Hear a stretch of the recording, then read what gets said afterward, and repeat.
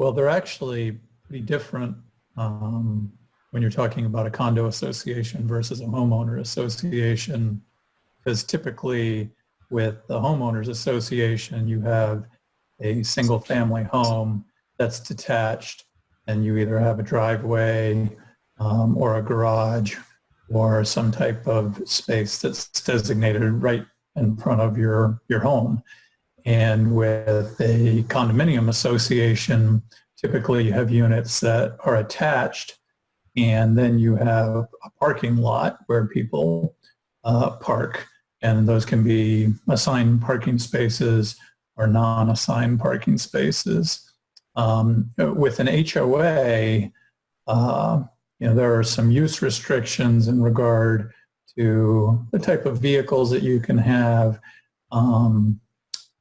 in an HOA, whether they're parked correctly in your driveway. But they also have limitations. In fact, the HOA I live in is very strict about the fact that there's no parking on the streets. So you can't park, right in front of your home on the street.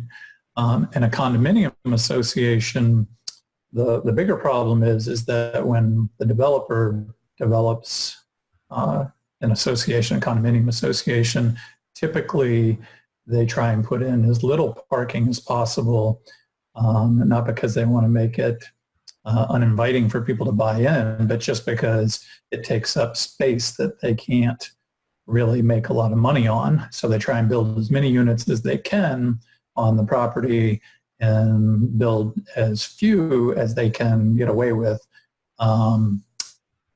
for the parking space areas. And so you have problems that pop up in a condominium association of whether or not there's assigned parking or it's just kind of a free-for-all.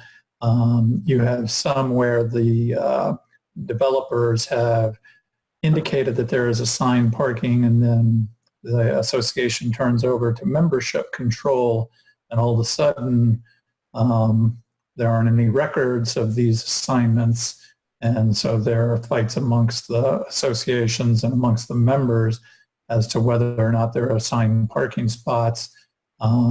You have instances where people park in other people's spots, which creates a problem between member versus member as opposed to member versus association.